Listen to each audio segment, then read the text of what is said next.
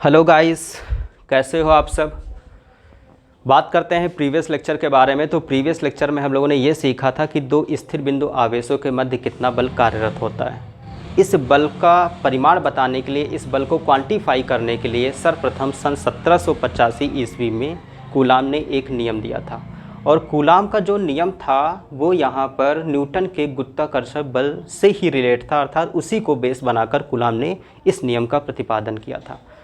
पिछले क्लासेस में हम लोगों ने देखा कि दो स्थिर बिंदु आवेशों के मध्य पहला स्थिर बिंदु आवेश Q1 है, Q2 है, और ये दोनों चार्ज अगर यहाँ पर वैक्यूम और फ्री स्पेस में अगर हैं तो यहाँ पर इन दोनों आवेशों के मध्य, दोनों स्थिर बिंदु आवेशों के मध्य जो बल कार्यरत होता है उस बल का परिमाण होता है 1/4πε0 Q1 Q2/r²।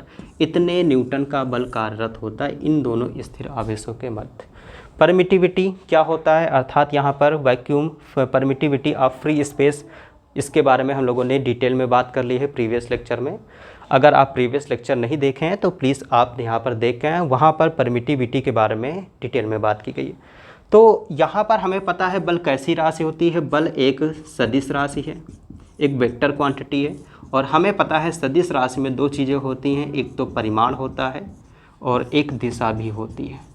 और प्रीवियस क्लासेस में हम लोगों ने यहाँ पर सिर्फ बल कितना लगता है, अर्थात उस बल का परिमाण कितना होता है, सिर्फ उसी पर बात की थी, अर्थात बल का परिमाण केवल ज्ञात किया गया था। आज बात करेंगे कि यहाँ पर जो इन दोनों आवेशों के मध्य जो बल लगता है, उन दोनों आवेशों के मध्य लगने वाले बल की दिशा क्या होती है। अगर दोनों चार्ज पॉजिटिव होंगे तब यहाँ पर कैसा बल की दिशा क्या होगी, अगर दोनों चार्ज नेगेटिव होंगे तो इस बल की दिशा क्या होगी, इस लेक्चर में हम लोग बात करने वाले हैं। सो हेडिंग लगाते हैं। सबसे पहले बल एक सदिश राशि है, इसलिए परिमाण के साथ साथ दिशा भी होती है। तो प्रीवियस लेक्चर में परिमाण की बात की है, इस लेक्चर में हम लोग बात करने वाले हैं कि जो बल लग रहा है उसकी दिशा क्या होने वाली है। तो हेडिंग लगाते हैं। सबसे पहले यहाँ पर vector form of coulombs law.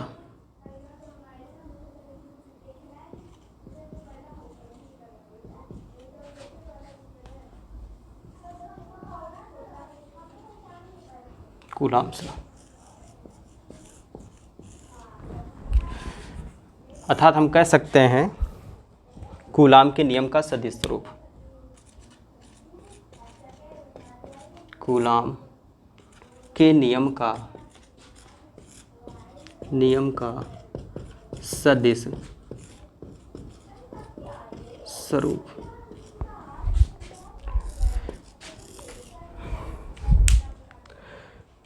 मान लेते हैं कि यहाँ पर फ्री स्पेस में दो चार्ज हैं, ये एक्स एक्सिस है, ये वाई एक्सिस है, और ये जेड एक्सिस है। एक्स वाई और जेड एक्सिस मिलकर क्या बनाते हैं, फ्री स्पेस बनाते हैं। एक 3D डायग्राम के अंदर यहाँ पर दो चार्ज कहीं पर भी स्थित हैं, किसी भी तल में स्थित हैं, एक्स वाई तल में स्थित हैं, वाई जेड तल में स्थित हैं। यहाँ पर अगर हम तल की बात करते हैं तो अगर फ्री स्पेस की हम बात कर रहे हैं तो ये एक्स एक्सिस है हमारा, ये एक्स एक्सिस है, ये वाई एक्सिस है। शुरुआत से हम लोग पढ़ते आ रहे हैं क्लास 9 से, इससे पहले प्रीवियस क्लासेस में हम लोग पढ़ भी चुके हैं। यहाँ पर एक्स एक्सिस है, वाई एक्सिस है, और उसके बाद फिर वाई एक्सिस है, ये एक्स एक्सिस का माइनस है, वाई एक्सिस का यहाँ पर माइनस है। यहाँ पर एक तीसरा भी एक्सिस है, यहाँ पर Z axis, X Y and Z, ये एक्स का ऋणात्मक, ये वाई का ऋणात्मक एंड ये जेड का ऋणात्मक। अब दो यहाँ पर जो एक्स और वाई जो तल बनाएगा, अगर हम यहाँ से अगर तल की बात करते हैं तो यहाँ से एक्स वाई जो तल बनाएगा इसे हम एक्स वाई तल कहते हैं। अगर y और z की बात करते हैं तो इसके बीच में जो तल बनेगा, ये वाला तल बन रहा है, तो इसके बीच में जो ये तल बन रहा है, जो ये पैम है, इस पैम को ही हम बोलते हैं YZ प्लेन या YZ तल बोलते हैं। इसी तरीके से x और z के बीच में ऐसे कुछ यहाँ पर तल बनेगा। सो ये तल हमारा क्या कहलाता है, यहाँ पर XZ तल कहलाता है।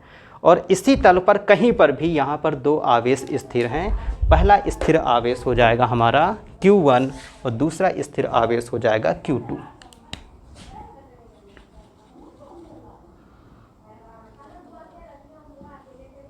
ये पहला स्थिर आवेश हो जाएगा Q1 और ये दूसरा स्थिर आवेश हो जाएगा Q2 हो जाएगा। इन दोनों आवेशों का अगर हम पोजीशन वेक्टर लेते हैं, पोजीशन वेक्टर मतलब कि इन दोनों आवेशों का मूल बिंदु से जो दूरी लेते हैं, मान लेते हैं कि यहाँ पर इस वाले चार्ज का जो मूल बिंदु से दूरी है वो r1 है, r1 वेक्टर है, और इस वाले चार्ज का जो मूल बिंदु से दूरी है वो कितना है, r2 वेक्टर है। r1 हो जाएगा और ये हो जाएगा r2 हो जाएगा।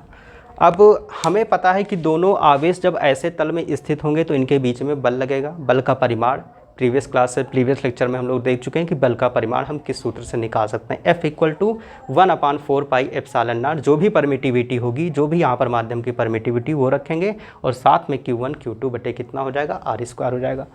यहाँ पर अगर हम Q1 से Q2 पर जो बल आरोपित हो रहा है, अर्थात जो Q1 बल आरोपित करेगा Q2 पर करेगा, Q2 भी बल आरोपित करेगा किस पर, Q1 पर, क्योंकि दोनों अगर पॉइंट चार्ज अगर धनात्मक हैं, ये भी प्लस का चार्ज है, ये भी प्लस का चार्ज है, तो दोनों एक दूसरे को रिपेल करेंगे। Q1 Q2 को रिपेल करेगा एंड Q2 जो होगा वो Q1 को रिपेल करेगा। अब इस बल की जो दिशा हो गया था, एक बल कार्यरत नहीं होता है, बल दोनों कार्यरत होते हैं। Q1 Q2 पर बल लगाएगा, किधर की ओर, इधर की ओर बल लगाएगा, Q1 Q2 पर बल लगाएगा इधर की ओर, और Q2 जो होगा वो Q1 पर बल लगाएगा इधर की ओर।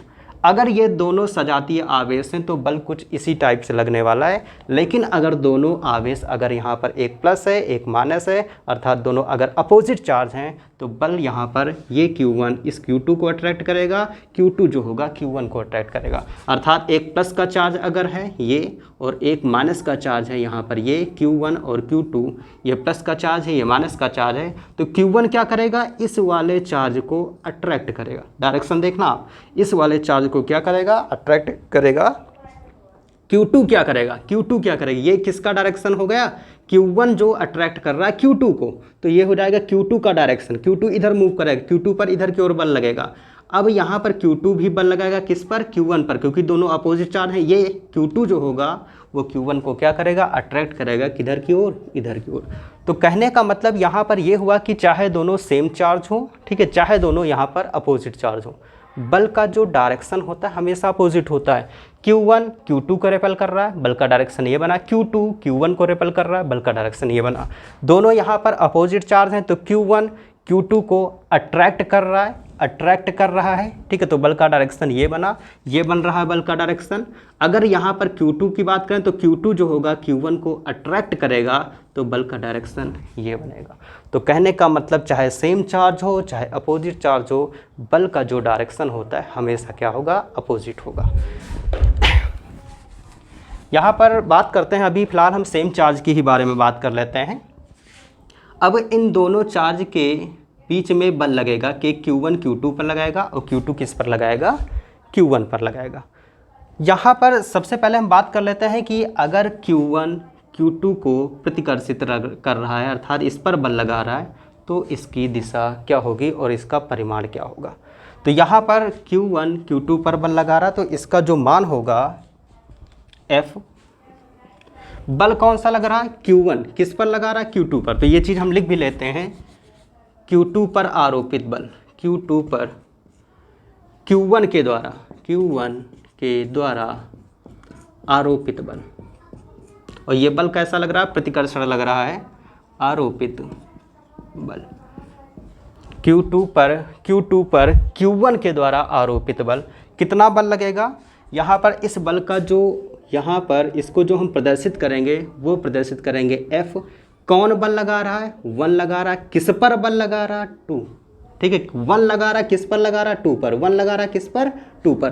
पहले इससे 7 मतलब कि अगर हम 1980 की बात करें या फिर उसके पहले यहाँ पर बताया जाता है कि यहाँ पर बल अगर 1 से 2 पर लग रहा है तो हम इसको ऐसे दिखाते थे, लेकिन आजकल मॉडर्न बुक्स में हम यहाँ पर इस बल को F12 ना लिखकर F21 लिखते हैं। यहाँ पर इसका मतलब हुआ अगर F21 लिखा हुआ है तो इसका मतलब ये हुआ कि 2 पर बल लग रहा है। कौन लगा रहा, 1 बल लगा रहा। अगर यहाँ पर F3 4 लिखा हुआ है, ऐसे लिखा हुआ है, तो F3 पर बल लगा, मतलब कि जिस पर बल लग रहा है उसकी प्रायोरिटी हम पहले देते हैं। तो यहाँ पर 2 पर बल लग रहा है, 2 पर बल लग रहा है, कौन लगा रहा है, 1 लगा रहा है, तो 2 की प्रायोरिटी पहले देंगे। तो बल का डायरेक्शन क्या है, इसको प्रतिकर्षित करेगा, तो ये हो जाएगा। तो 2 पर बल लग रहा है, कौन लगा रहा है, 1 लगा रहा। तो जिस पर बल आरोपित होता है उसकी प्रायोरिटी हम पहले देते हैं। इसी तरीके से यहाँ पर ये वाला चार्ज, इस पर भी बल लगेगा, अभी उसकी भी बात करेंगे। तो ये हो जाएगा Q1 के द्वारा Q2 पर आरोपित बल, जिसका डायरेक्शन कुछ ये बनेगा F21। अगर हम यहाँ पर Q1 से Q2 की ओर अगर जाएंगे तो दिशा क्या हो जाएगी, 1 से 2 की ओर जाएंगे, 1 से 2 की ओर जाएंगे, तो किधर जा रहे हैं, 2 की ओर जा रहे हैं, तो R2 हो जाएगा। कहाँ से जा रहे हैं, 1 से जा रहे हैं, तो यहाँ पर ये जो डायरेक्शन बनेगा वो हो जाएगा R21 हो जाएगा। अब हमें यहाँ पर Q1 से Q2 पर आरोपित बल का मान पता हो गया, उसकी दिशा भी पता होगी, मतलब आरोपित बल की जो दिशा है वो ये है, और साथ में इसको हम किधर से किधर की ओर जाएंगे, तो ये हो जाएगा Q1 से Q2 की ओर जाएंगे, तो दूरी कौन सी ली जाएगी, R21।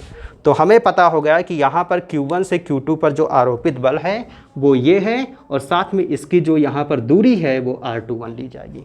तो यहाँ पर Q2 पर Q1 के द्वारा किस पर आरोपित बल हो रहा है, Q2 पर हो रहा है। तो Q2 पर Q1 के द्वारा आरोपित बल का मान कितना हो जाएगा, इस बल का मान हो जाएगा यहाँ पर F, बल का परिमाण कितना है, F21 वेक्टर इक्वल टू कितना हो जाएगा यहाँ पर 1/4 पाई एप्सिलॉन नॉट।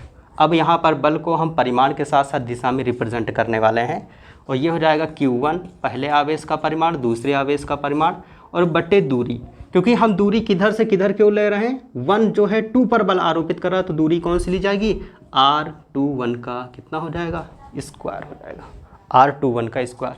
क्योंकि दूरी का हम मान लेते हैं तो यहाँ पर ये दूरी का क्या हो जाएगा, स्क्वायर हो जाएगा, और साथ में इसको मॉडुलस के अंदर भी रखेंगे। और यहाँ पर हमें पता है दिशा को रिप्रेजेंट करने के लिए हम यहाँ पर R21 कैप भी दिखाते हैं।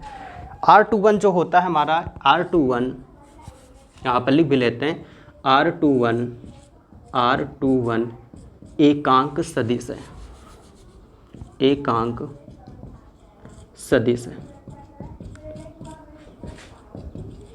इसका जो मान होता है R21, इसके पहले प्रीवियस क्लासेस में हम लोग 11th में पढ़ चुके हैं कि अगर यहाँ पर ए बी कैप दिया गया या वेक्टर ए कैप दिया गया है, तो ए कैप क्या होता है, हमारे यूनिट वेक्टर होता है, और इस यूनिट वेक्टर का जो मान होता है vector A upon modulus vector A होता है।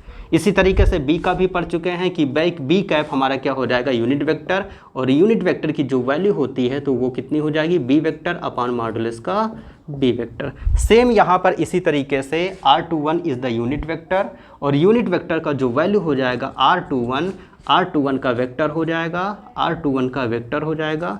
ऐसे हम यूनिट वेक्टर को हम कैप लगा के प्रदर्शित करते हैं, तो कभी भी अगर दिशा है तो वहाँ पर यूनिट वेक्टर लिखा जाएगा। तो हमें पता है अब हम बल को यहाँ पर दिशा के साथ भी रिप्रेजेंट कर रहे हैं, सो यहाँ पर इसका R21 का यूनिट वेक्टर भी आ जाएगा। तो R21 बराबर कितना हो जाएगा, R21 वेक्टर हो जाएगा, और साथ में इसका परिमाण हो जाएगा R21 का मॉडुलस। सो हम कह सकते हैं यहाँ पर ये मान हो जाएगा F21 vector equal to 1/4 pi epsilon not.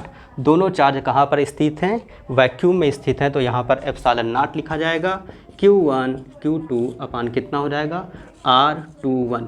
हम पहले भी बता चुके हैं कि यहाँ पर 1 से 2 पर बल आरोपित हो रहा, तो यहाँ पर जिस पर बल आरोपित हो रहा है उसकी प्रायोरिटी हम पहले लिखेंगे। क्या हम ऐसे भी लिख सकते हैं, लेकिन ये पहले के समय में लिखा जाता था 1 से 2 पर बल आरोपित, मतलब 1 से 2 की ओर बल आरोपित हो रहा, तो वहाँ फिर 1 2 लिखा जाता था। लेकिन अब के समय में इसको इस तरीके से लिखा जाता है, अर्थात कहने का मतलब ये हुआ जिस पर बल आरोपित हो रहा है उसकी प्रायोरिटी हम पहले देखते हैं। तो 2 पर बल आरोपित हो रहा, तो 2 की प्रायोरिटी पहले जाएगी, और यहाँ पर कौन आरोपित कर रहा है, 1 आरोपित कर रहा है। ये हो जाएगा R21 का स्क्वायर हो जाएगा, और साथ में R21 की वैल्यू कितनी हो जाएगी, R21 यूनिट वेक्टर का मान हो जाएगा R21 का वेक्टर अपान कितना हो जाएगा, R21 का मॉडुलस हो जाएगा, ये माना जाएगा।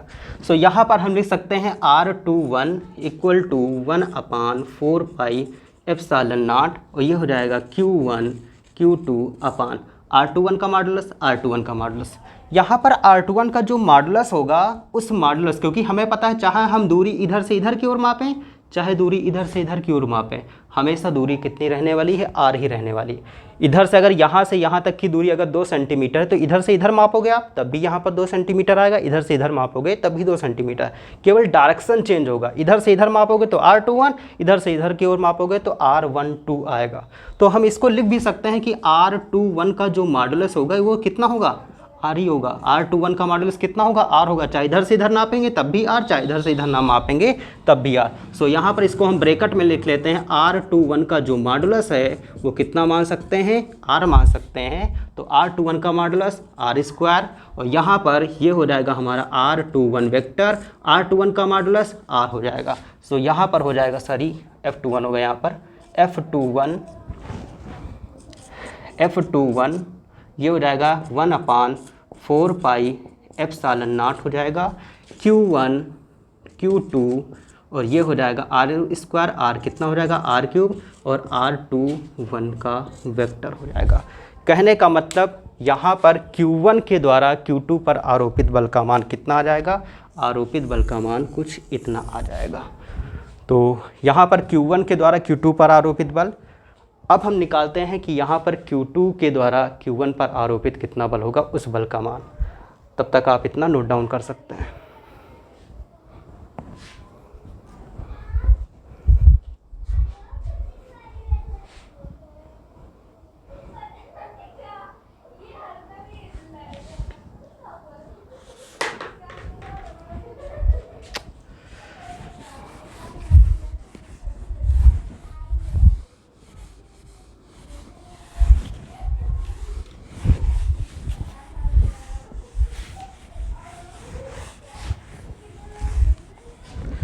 अगर नहीं समझ में आता है तो आप एक की जगह पे 2 बार वीडियो उसी को रिवाइज करके देख सकते हैं।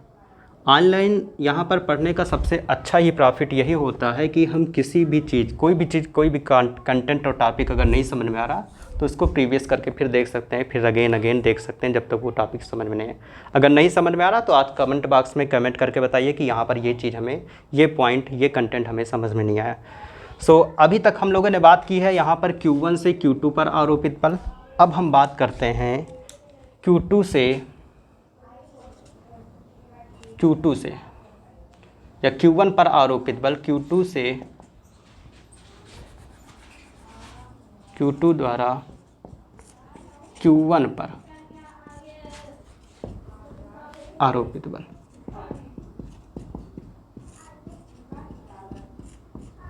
अभी तक बात की थी यहाँ पर Q1 के द्वारा Q2 पर आरोप, मतलब कि Q2 पर कितना बल लग रहा है, ठीक है। अब बात करेंगे Q1 पर आरोपित बल कितना होगा, उस बल का परिमाण कितना होगा।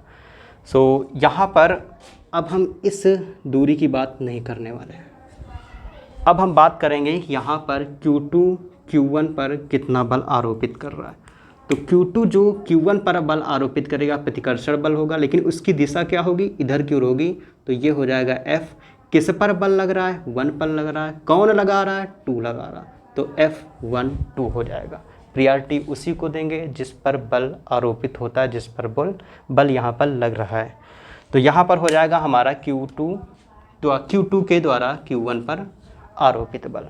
F बल का मान कितना है, F12, साथ में वेक्टर जाएगा 1/4 पाई एप्सिलॉन नॉट हो जाएगा।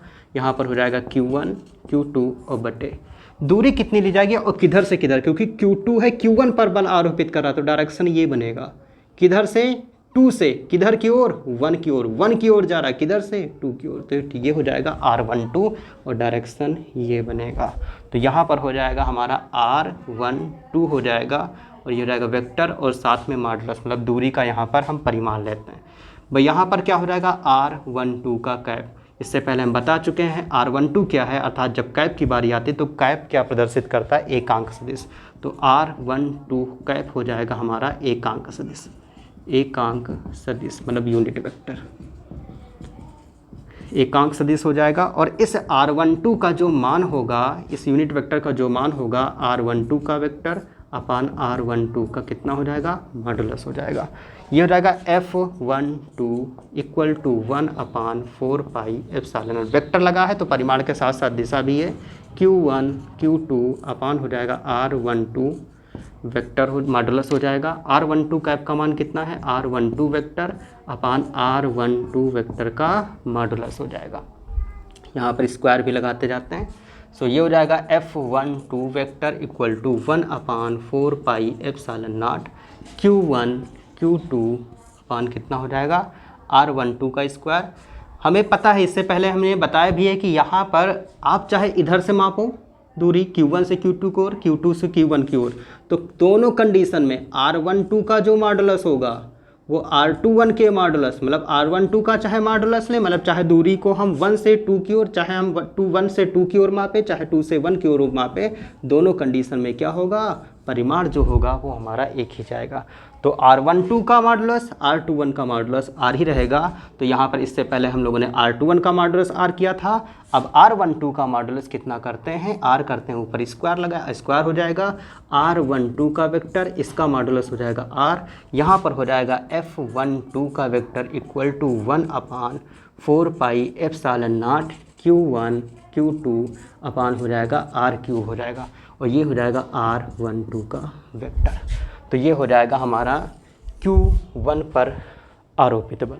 तो इसके पहले हमने बताया कि यहाँ पर Q2 पर कितना बल आरोपित होगा, उसकी दिशा क्या होगी, और Q1 पर कितना बल आरोपित होगा, उसकी दिशा क्या होगी। या आप फिगर भी बना सकते हैं कि यहाँ पर कैसे बल आरोपित, अगर कभी भी अगर एग्ज़ाम में अगर पूछा जाता है बोर्ड एग्ज़ाम में कि यहाँ पर vector form of Coulomb's law क्या होगा, तो ये फिगर यहाँ पर मस्ट आपको उस क्वेश्चन में इंक्लूड ही करना पड़ेगा।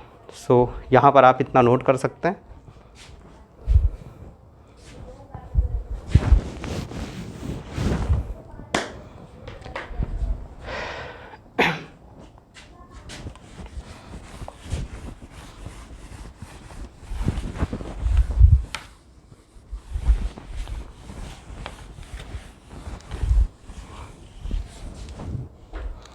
हम लोगों ने बात की है यहाँ पर कि दोनों बल जो लगेंगे Q1 से Q2 पर, Q2 से Q1 पर, उस बल का परिमाण के साथ साथ दिशा क्या होगी। तो F12 जो आया है, F12 मतलब 1 पर जो बल आरोपित हो रहा है, अभी हम लोगों ने डिराइव किया 1 अपान 4 पाई एप्सिलॉन नॉट, इतना आ रहा। Q1 Q2 अपान यहाँ पर R12 का क्यूब आ जाएगा, R12 का वेक्टर आ जाएगा। यहाँ पर F21 की अगर हम बात करेंगे, F21 तो इसका मान आया, अर्थात आवेश दूसरे पर कितना बल आरोपित हो रहा है उसकी बात करिए, आवेश एक पर कितना बल आरोपित हो रहा है उसका मान और दिशा है, और यहाँ पर आवेश दूसरे आवेश पर कितना बल आरोपित हो रहा है उसका मान तथा दिशा कितनी हो जाएगी, 1 upon 4 pi epsilon naught Q1 Q2, और अपान कितना हो जाएगा, R12 की जगह पे 21 की जगह पे हो जाएगा 21 का क्यूब हो जाएगा, R21 का वेक्टर हो जाएगा। तो ये हो जाएगा आवेश, पहले आवेश पर दूसरे आवेश के द्वारा लगाया गया बल, ये हो जाएगा दूसरे आवेश पर पहले आवेश के द्वारा लगाया गया बल, दोनों का हो जाएगा मैग्नीट्यूड, साथ में इसका डायरेक्शन भी यहाँ पर लिख दिया गया है। अगर हम यहाँ पर इस इक्वेशन की बात करते हैं तो यहाँ पर R21 का जो मान होता है, R21 का जो मान होता है वो माइनस का R12, इस वाले R21 की बात कर रहे हैं, R21 का जो मान हो जाएगा वो हमारा कितना हो जाएगा, R12 हो जाएगा। तो R21, लेकिन उसकी दिशा क्या होगी, विपरीत होगी। तो कहने का मतलब जहाँ पर R21 है वहाँ पर R12 लिख सकते हैं, साथ में इसका डायरेक्शन अगर पलटेंगे तो चिन्ह किसका लग जाएगा, माइनस हो जाएगा। R21 की जगह पे R12 लिखा जा सकता है, R21 की जगह पे R12 लिखा जा सकता है, ठीक है। और साथ में यहाँ पर हमने R12 ना कर करके हम सीधे यहाँ पर R कर रहे थे, क्योंकि दोनों का मैग्नीट्यूड अगर लिया जाएगा, चाहे R12 के मैग्नीट्यूड की बात करें चाहे R21 के मैग्नीट्यूड की बात करें, दोनों का मैग्नीट्यूड कितना जाएगा, R जाएगा, ठीक है। अरे भाई आप चाहे इधर से मापो चाहे इधर से ना मापो, दोनों कंडीशन में R ही आएगा, चाहे R21 लो चाहे R12 लो, दोनों कंडीशन में कितना आ जाएगा, R आ जाएगा, ठीक है। तो यहाँ पर R12 R21 का जो मॉडुलस आएगा, जो यहाँ पर परिमाण, दिशा की बात नहीं की जा रही, परिमाण की बात की जा रही, तो ये दोनों कंडीशन में कितना आएगा, R आएगा। सो यहाँ पर हम लोगों ने R लिखा है। तो तो R21 जो होगा माइनस के R12 के बराबर होगा। सो यहाँ पर लगने वाला बल कितना हो जाएगा, F21। इस वाले हम यहाँ पर इक्वेशन की बात कर रहे हैं, इस वाले इक्वेशन की बात कर रहे हैं स्पेशल। यहाँ पर इसको मान लो इक्वेशन नंबर फर्स्ट और ये मान लो इक्वेशन नंबर सेकंड। तो इक्वेशन नंबर सेकंड की ही बात कर रहे हैं। इक्वेशन सेकंड से ये हो जाएगा F21 equal to 1/4 pi epsilon naught हो जाएगा। यहाँ पर हो जाएगा Q1 Q2 अपान R³ हो जाएगा। R21 को हम क्या लिख सकते हैं, ये हो जाएगा हमारा माइनस का साइन हम पहले लगा लेते हैं। ये हो जाएगा R21 को हम लिख दिया R12 का वेक्टर लिख देंगे। ये हो जाएगा F21 और ये हो जाएगा 1/-4 पाई एप्सिलॉन नॉट। यहाँ पर हो जाएगा Q1 Q2 अपान कितना हो जाएगा R³। हमें पता है कि इस पूरे का मान जो मैच कर रहा है, इस पूरे का मान जो मैच कर रहा है वो इक्वेशन नंबर फर्स्ट से मैच कर रहा है। सो हम राइट कर सकते हैं इक्वेशन नंबर फर्स्ट से, इक्वेशन फर्स्ट से। यहाँ पर इस पूरे का मान देखो 1/4 pi epsilon not, 1/4 pi epsilon naught Q1 Q2 upon R³, Q1 Q2 upon R³, R12 का वेक्टर। सो यहाँ पर इस पूरे का मान समीकरण नंबर 1 से देखने पर मान कितना है, F12। केवल चिन्ह माइनस का नहीं तो माइनस का चिन्ह हम यहाँ पर कैरी कर लेते हैं। साथ में इस पूरे का मान कितना है, F12। अर्थात हम कह सकते हैं यहाँ पर माइनस चिन्ह ये प्रदर्शित करता है, ये रिप्रेजेंट करता है कि जो दोनों बल लगेंगे अर्थात आवेश Q1 पर Q2 के कारण जो बल लगेगा, आवेश Q1 पर Q2 के कारण जो बल लगेगा, आवेश Q2 पर Q1 के कारण जो बल लगेगा, इन दोनों बलों का जो परिमाण होगा, मैग्नीट्यूड जो होगा वो बराबर होगा, लेकिन दिशा जो होगी वो क्या होगी, विपरीत होगी। ये माइनस चिन्ह यही रिप्रेजेंट कर रहा है कि दोनों बल की जो दिशा होगी वो विपरीत होगी। और इससे पहले हम बता भी चुके हैं कि चाहे दोनों आवेश यहाँ पर प्लस के हों माइनस के हों, अर्थात चाहे दोनों आवेश सेम यहाँ पर हों, सेम नेचर के हों, चाहे अपोजिट नेचर के हों, दोनों कंडीशन में जो बल की दिशा होगी वो विपरीत लगेगी। अगर ये प्लस है ये माइनस है तो यहाँ पर ये इसको आकर्षित करेगा, ये वाला चार्ज इसको आकर्षित करेगा। तो बल का आप डायरेक्शन देख सकते हैं कि बल का डायरेक्शन क्या आएगा।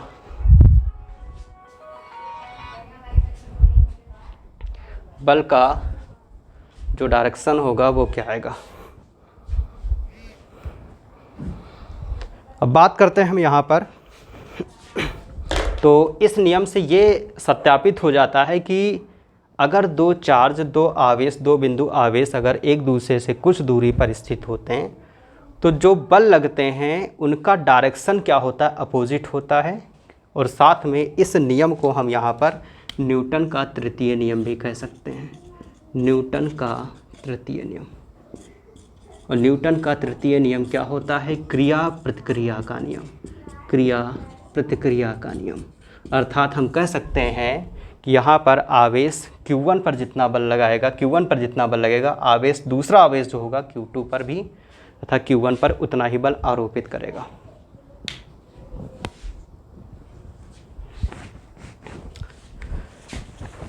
तो ये था vector form of Coulomb's law. और vector form of Coulomb's law में हमने यहाँ पर ये सीखा है कि जो बल होता है उसमें परिमाण के साथ साथ दिशा भी होती है। दोनों बल बराबर होंगे लेकिन दिशा में क्या होंगे, अपोजिट होंगे, विपरीत होंगे।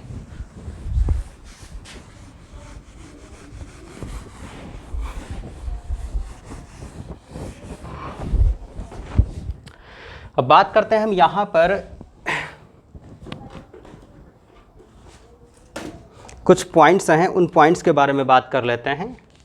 सबसे पहला यहाँ पर ये हमें प्राप्त हुआ कि F12 का जो मान होगा F21 के परिमाण के तो बराबर होगा लेकिन दिशा में क्या होगा, विपरीत होगा।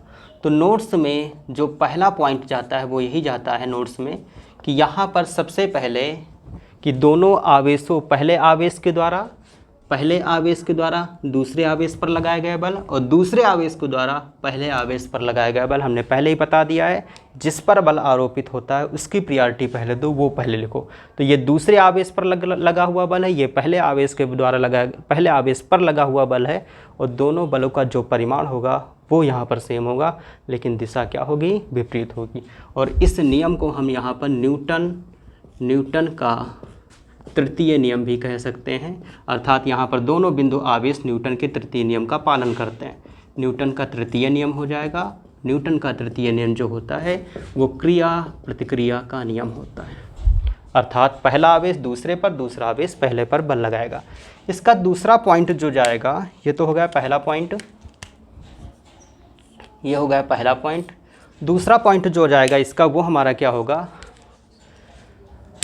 दूसरा पॉइंट हो जाएगा हमारा कि अगर दोनों चार्ज सजाती हैं, सजाती का मतलब ये हुआ कि यहाँ पर सेम नेचर के हैं, पहला भी प्लस है दूसरा भी प्लस है, पहला भी माइनस है दूसरा भी माइनस है, तो दोनों आवेशों का जो गुणनफल होता है वो ऑलवेज 0 से क्या होता है, बड़ा होता है। दोनों आवेशों का जो गुणनफल होता है वो 0 से बड़ा होता है। और इस कंडीशन में जो बल लगेगा वो कैसा बल लगेगा, प्रतिकर्षण बल लगेगा। सिंपल सी बात है, दोनों आवेश पहला भी प्लस दूसरा भी प्लस 0 से बड़ा जाएगा और बल कैसा लगेगा, क्योंकि दोनों प्लस प्लस हैं तो कैसा बल लगेगा, प्रतिकर्षण बल लगेगा।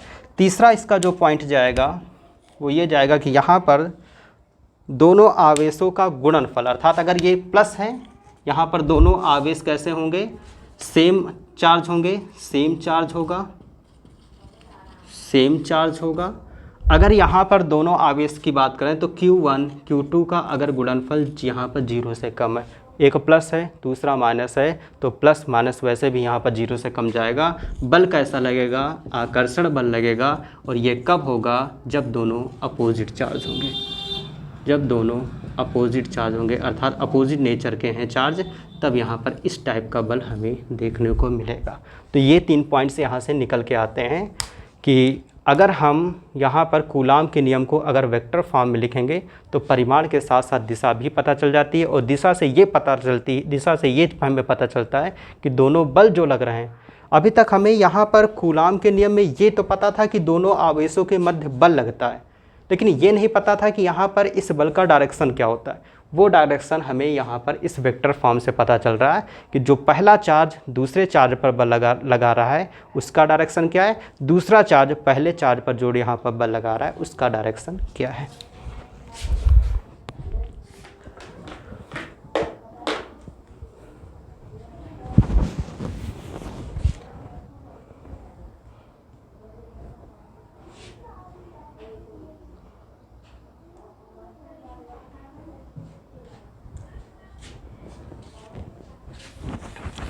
अब कुछ इम्पॉर्टेंट पॉइंट्स के बारे में बात कर लेते हैं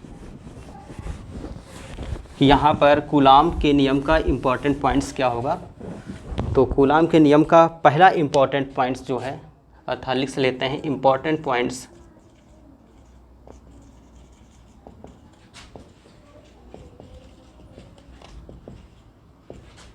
ऑफ कूलाम्स लॉ।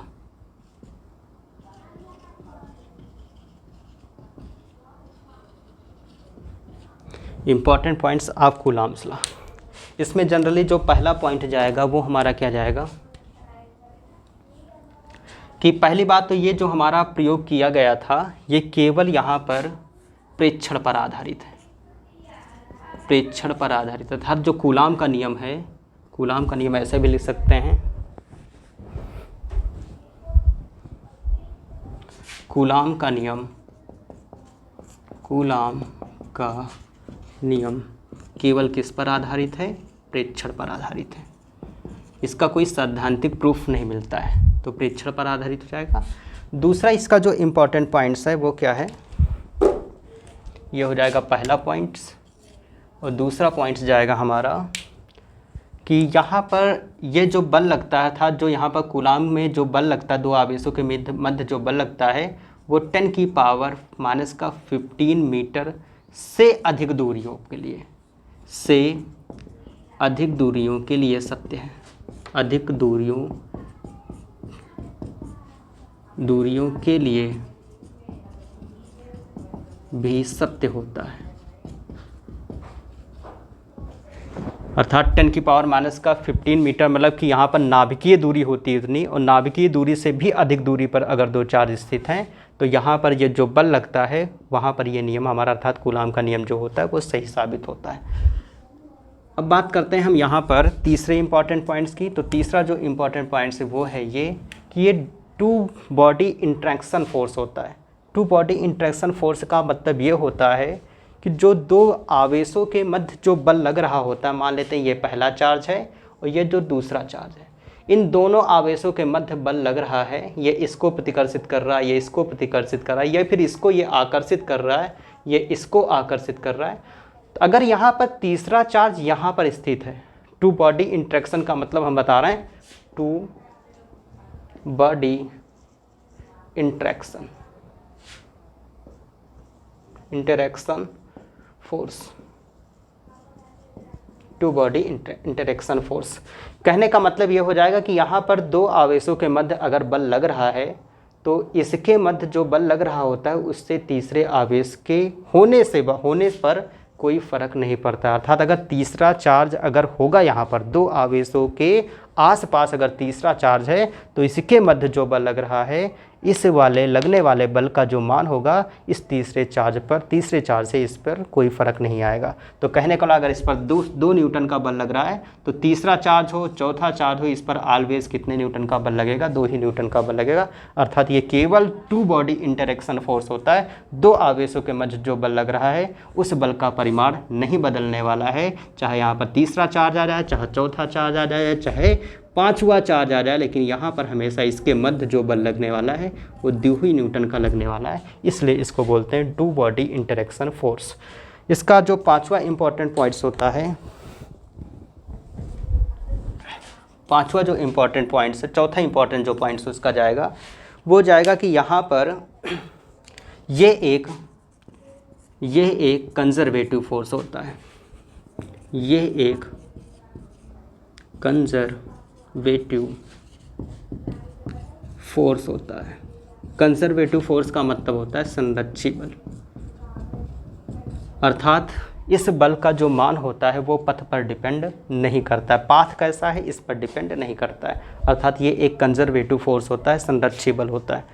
इसका जो पांचवा इंपॉर्टेंट पॉइंट्स जो होगा वो हमारा ये होगा कि ये जो बल है ये केवल बिंदु आवेशों के लिए ही सत्य होता है। पॉइंट चार्ज की हमने लेक्चर नंबर 2 में डिटेल में बात की थी। ये जो बल होगा ये केवल पॉइंट्स चार्ज के लिए ही सत्य होगा,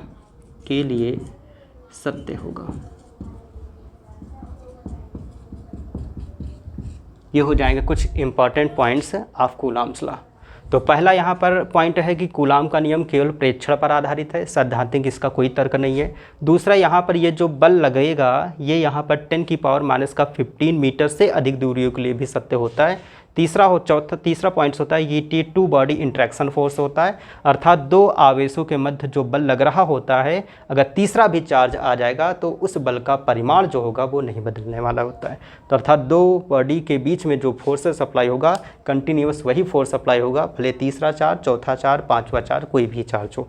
ये एक कंजर्वेटिव फोर्स होता है अर्थात संरक्षी बल होता है। अर्थात इसका जो फोर्स होता है, इसका जो बल होता है ये पाथ पर डिपेंड नहीं करता है। साथ में पॉइंट चार्ज के लिए ही सत्य होता है, अन्य चार्ज के लिए सत्य नहीं हो सकता है। पॉइंट चार्ज के बारे में हमने डिटेल में बता दिया था। यहाँ पर पॉइंट चार्ज क्या होते हैं कि यहाँ पर दो आवेशों के मध्य अर्थात दो आवेशों के मध्य जो दूरी होती है ये दूरी इस चार्ज के यहाँ पर साइज से बहुत अधिक होनी चाहिए। अगर ये दूरी चार्ज के साइज से बहुत ज़्यादा है तो ये जो दोनों चार्ज होंगे ये पॉइंट्स चार्ज कहलाएंगे। तो चार्ज कैसा होना चाहिए? पॉइंट्स चार्ज होना चाहिए। अब हम यहाँ पर बात करते हैं कि कंपैरिजन क्या करते हैं कि यहाँ पर ग्रेविटेशन फोर्स और इलेक्ट्रोस्टैटिक्स फोर्स में क्या कंपैरिजन होता है, इसकी समानताएं क्या क्या होती हैं, इसकी असमानताएं क्या क्या होती हैं, इसके बारे में बात करते हैं।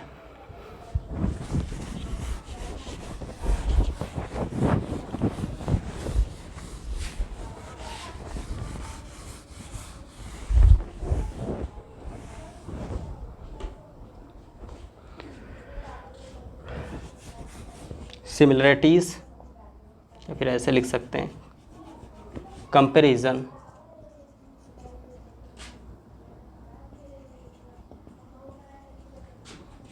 ऑफ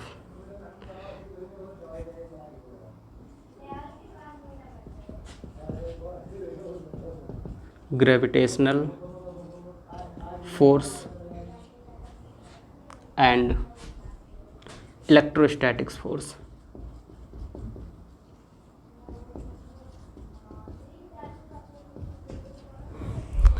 अर्थात अगर हम दोनों फोर्सेस के बीच में कंपैरिजन करेंगे ग्रेविटेशनल फोर्स और इलेक्ट्रोस्टैटिक फोर्स। ग्रेविटेशनल फोर्स जो दिया था वो सबसे पहले दिया था यहाँ पर न्यूटन ने यहाँ पर जो ग्रेविटेशन फोर्स दिया था उस बल का जो मान था F लिख सकते हैं, Fg यहाँ पर G m1 अपान कितना था, r² था।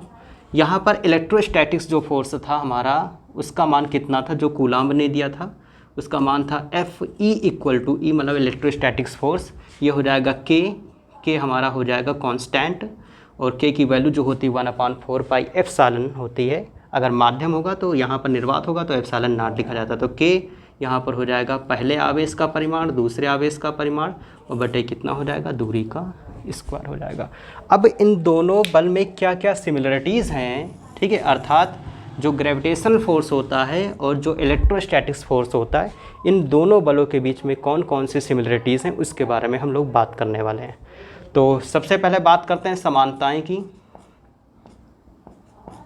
समानताएं क्या क्या हैं, कौन कौन से बल में, इलेक्ट्रोस्टैटिक्स फोर्स में एंड या ग्रेविटेशन फोर्स में एंड इलेक्ट्रोस्टैटिक्स फोर्स में कौन कौन सी समानताएं जाती हैं। तो पहली समानता यहाँ पर यही देखने को मिलती है कि यहाँ पर दोनों बल अर्थात ग्रेविटेशन फोर्स जो है वो भी यहाँ पर दूरी के वर्ग के व्युत्क्रमानुपाती है, और इलेक्ट्रोस्टैटिक्स जो फोर्स है वो भी हमारा दूरी के वर्ग के क्या है, व्युत्क्रमानुपाती। अर्थात हम लिख सकते हैं कि Fg भी यहाँ पर व्युत्क्रमानुपाती होता है 1/r² के, तथा Fe अर्थात इलेक्ट्रोस्टैटिक्स फोर्स भी व्युत्क्रमानुपाती होता है 1/r² के। ये पहली से यहाँ पर सिमिलरिटीज़ जाएगी। दूसरी सिमिलरिटीज़ ये होती है कि यहाँ पर दोनों संरक्षी बल होते हैं। अभी हमने संरक्षी बल की बात की थी कि यहाँ पर दोनों आवेशों के मध्य, दोनों पिंडों के मध्य जो बल लगता है ये पाथ पर डिपेंड नहीं करता है। तो ये कैसे बल होते हैं, संरक्षी बल होते हैं।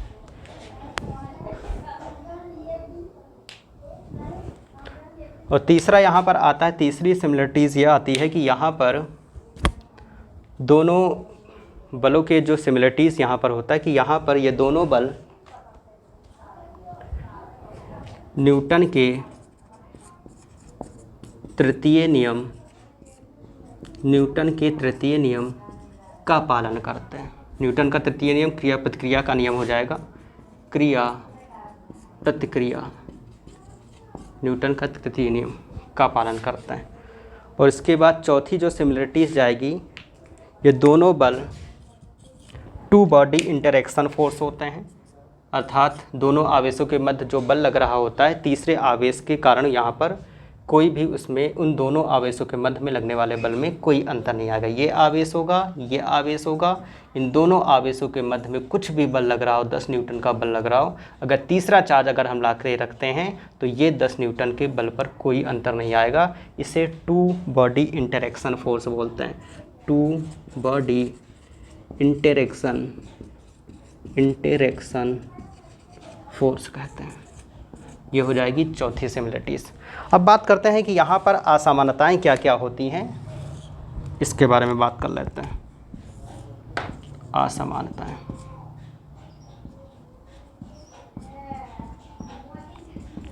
असमानताएं हम किसके बात में बात कर रहे हैं, ग्रेविटेशन फोर्स और इलेक्ट्रोस्टैटिक्स फोर्स में कौन कौन सी यहाँ पर असमानताएं होती हैं उनके बारे में बात कर रहे हैं। तो यहाँ पर सबसे पहली यही असमानता होती है कि यहाँ पर जो Fg होता है ग्रेविटेशनल फोर्स होता है, ये केवल आकर्षण होता है, ये केवल आकर्षण बल होता है, तथा Fe जो होता है इलेक्ट्रोस्टैटिक्स फोर्स जो होता है ये क्या होता है, प्रतिकर्षण बल होता है, प्रतिकर्षण बल होता है।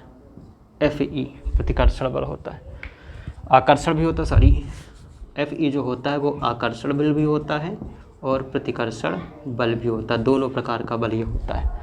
उसके बाद फिर यहाँ पर असमानता में दूसरी असमानता जो आती है कि यहाँ पर जो हमारा ग्रेविटेशन फोर्स होता है,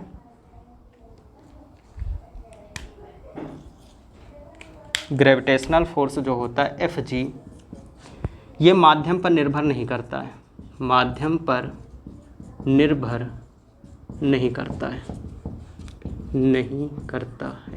लेकिन जो Fe होता है ये क्या होता है, अर्थात दो चार्ज के बीच में कितना बल लगेगा ये माध्यम पर निर्भर करता है। इसके पहले हमने बता भी दिया है। उस माध्यम का कुछ ना कुछ परावैद्युतांक होता है, तो ये माध्यम पर क्या होता है, निर्भर करता है। ठीक है। उसके बाद फिर तीसरा होता है हमारा, तीसरा यहाँ पर असमानता में क्या होता है कि जो एफ ई का मान होता है, एफ जी का मान क्या होता है, रेंज में बहुत ज़्यादा होता है। मतलब जो ग्रेविटेशनल फोर्स होता है वो रेंज में क्या होता है, ज़्यादा होता है, मतलब कि ये ज़्यादा दूरी तक कार्य करता है। लेकिन जो एफ ई होता है ये रेंज में क्या होता है, कम होता है। रेंज में क्या होता है, कम होता है। उसके बाद फिर यहाँ पर अगर रेंज के अलग अगर हम ये बात करें कि कितना पावरफुल होता है, तो यहाँ पर एफ जी जो होता है ये कम पावरफुल होता है। इसका जो पावर होता है एफ जी हमारा कम पावरफुल होता है, ऐसे भी लिख सकते हैं, कम शक्तिशाली या कम पावरफुल होता है,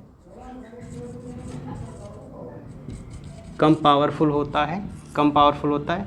एफ ई जो होता है अर्थात इलेक्ट्रोस्टैटिक्स जो बल होता है ये हमारा ज़्यादा पावरफुल होता है, ज़्यादा रेंज में ये कम होगा, मतलब बहुत ज़्यादा दूरी तक यहाँ पर इलेक्ट्रोस्टैटिक्स फोर्स नहीं अप्लाई होता है, लेकिन यहाँ पर ग्रेविटेशनल फोर्स बहुत ज़्यादा दूरी तक अप्लाई होता है। तो रेंज में ग्रेविटेशनल फोर्स ज़्यादा होगा, और यहाँ पर अगर हम बात करते हैं पावर की, तो पावर में कौन ज़्यादा होगा, इलेक्ट्रोस्टैटिक्स फोर्स जो होगा वो ज़्यादा होगा। इसका पावर जो होता है ये ज़्यादा पावरफुल होता है, कौन, ग्रेविटेशनल फोर्स। कुछ यहाँ पर हम बात कर लेते हैं, जैसे यहाँ पर दो इलेक्ट्रॉनों के मध्य कितना बल लगता है, यहाँ पर लगने वाले बल का जो मान होता है किसने, तो दो प्रोटॉन मान लेते हैं, दो प्रोटॉन और दो प्रोटॉनों के मध्य जो बल लगता है एफ ई वो ग्रेविटेशनल फोर्स से 10⁻34 गुना ज़्यादा होता है, ग्रेविटेशनल फोर्स से। तो यहाँ पर आप समझ सकते हैं कि यहाँ पर एफ ई जो होता है एफ जी से कितना ज़्यादा पावरफुल होता है। अगर दो प्रोटॉन अगर हम लेते हैं तो उन दोनों प्रोटॉनों के मध्य जो प्रोटॉन के बीच की दूरी कितनी ले सकते हैं, इतनी ले सकते हैं, बहुत कम दूरी लेते हैं, एंगस्ट्रॉम में लेते हैं, तो यहाँ पर या माइक्रोन में ले सकते हैं। तो यहाँ पर दो प्रोटॉनों के बीच में जो इलेक्ट्रोस्टैटिक्स फोर्स लगता है वो ग्रेविटेशनल फोर्स से कितना होता है, 10⁻34 गुना ज़्यादा पावरफुल होता है।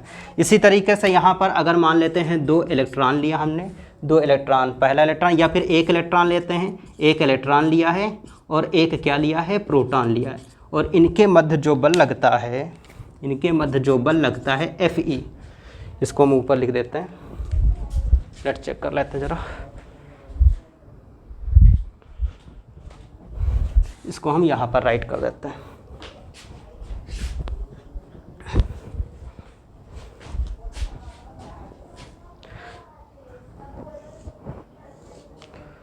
यहाँ पर जो दो इलेक्ट्रॉनों के मध्य जैसे यहाँ पर बल लग रहा है, एक इलेक्ट्रॉन एक प्रोटॉन, एक इलेक्ट्रॉन और एक प्रोटॉन के मध्य जो बल लगता है, इलेक्ट्रोस्टैटिक्स जो बल लगता है, वो यहाँ पर ग्रेविटेशनल फोर्स के 10⁻39 गुना होता है, 10⁻39 गुना होता है। और दो इलेक्ट्रॉन के बीच में, दो इलेक्ट्रॉन के बीच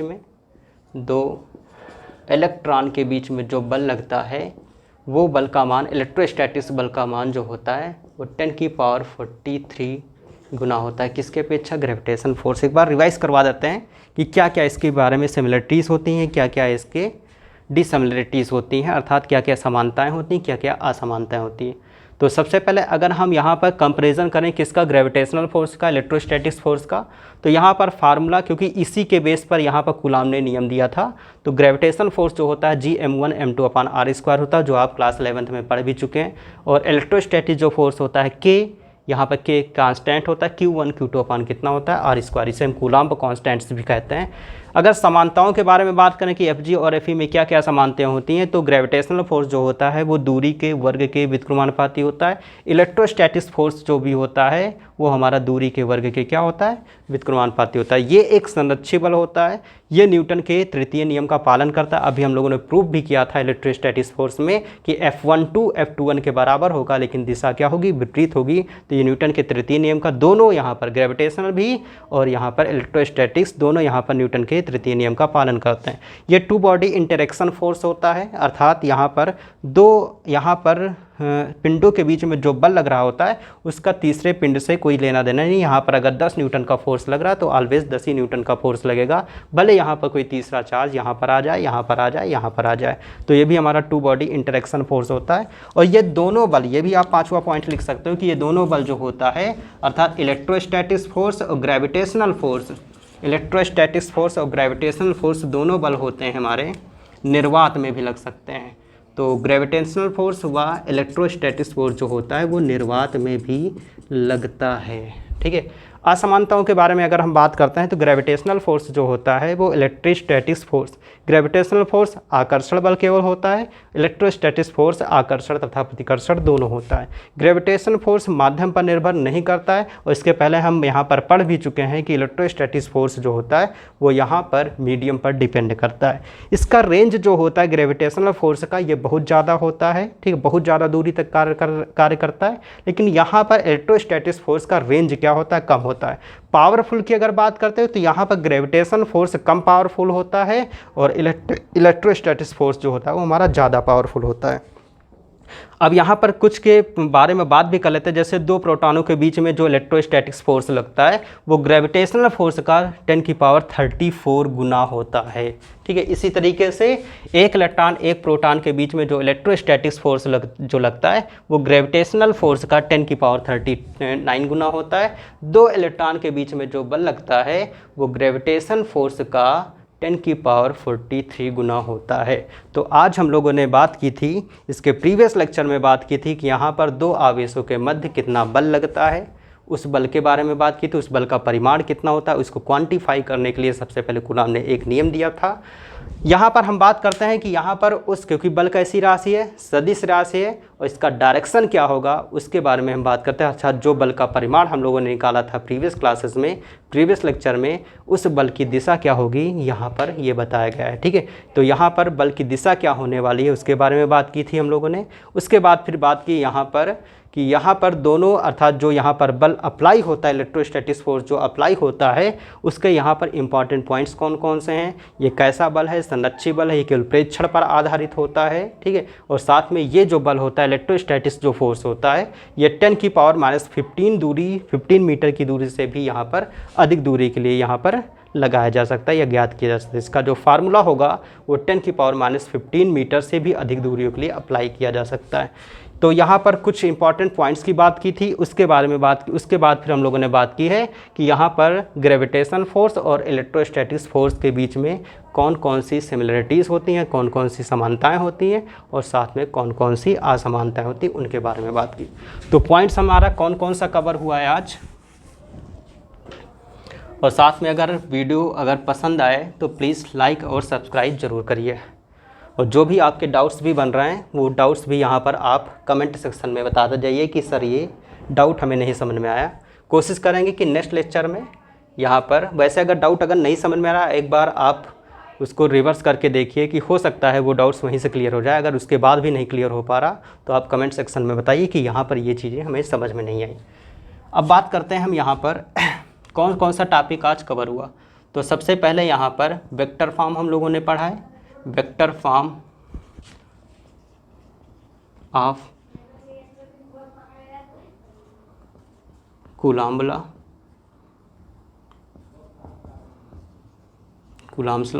दूसरा यहाँ पर इम्पॉर्टेंट पॉइंट्स हमने पढ़े, important points of coulomb law. और तीसरा हमने पढ़ लिया है, 3 पॉइंट्स हैं, 3 पॉइंट्स आज हम लोगों ने कवर किए कि यहाँ पर gravitational force and electrostatics force में कौन कौन सी समानताएं होती हैं, कौन सी समानताएं होती हैं और कौन कौन सी असमानताएं होती हैं उसके बारे में बात की हम लोगों ने। सो प्लीज़ यहाँ पर आप एक चीज़ एक बार रिव्यू करेंगे तो आपको अच्छे से समझ में आ जाएगा। तो सबसे पहले हमने यहाँ पर बात की थी, एक बार रिव्यू करा भी देते हैं यहाँ पर। सबसे पहले हम लोगों ने बात की है vector form of coulombs law, ठीक है, उसके बारे में बात की है। Important points of Coulomb's law, कौन कौन से इंपॉर्टेंट पॉइंट्स हैं उसके बारे में बात की है, कहाँ पर अप्लाई किया जा सकता है, ये कैसा बल होता है, ये सैद्धांतिक तौर पर सही नहीं है, ठीक है, केवल प्रेक्षण पर आधारित किया गया है यहाँ पर। उसके बाद ग्रेविटेशनल फोर्स और इलेक्ट्रोस्टैटिक फोर्स में कौन कौन सी समानताएं होती हैं उसके बारे में हम लोग डिटेल में बात की। ये सारी चीज़ें हम लोग यहाँ पर क्लास 11th में फिजिकल वर्ल्ड में ये चीज़ें पढ़ भी चुके हैं कि जो ग्रेविटेशन फोर्स रेंज के मामले में कौन सा यहाँ पर बल ज़्यादा होता है और यहाँ पर कौन सा बल जो होता है वो सबसे पावरफुल होता है। ये दोनों बल यहाँ पर प्रकृति में मूल बल के रूप में पहचाने जाते हैं और दोनों बल का अगर हम कंपेरिजन करेंगे अर्थात Fg और Fe दोनों बल यहाँ पर प्रकृति में मूल बल के रूप में पहचाने जाते हैं और दोनों बल का अगर कंपेरिजन करेंगे तो रेंज के मामले में ग्रेविटेशन फोर्स ज़्यादा है, पावर के मामले में यहाँ पर इलेक्ट्रोस्टैटिक्स फोर्स ज़्यादा है, ये इलेक्ट्रोस्टैटिक्स फोर्स ज़्यादा है। सो प्लीज़ नोट डाउन करिए आप और यहाँ पर एग्ज़ाम की लग के तैयारी करिए।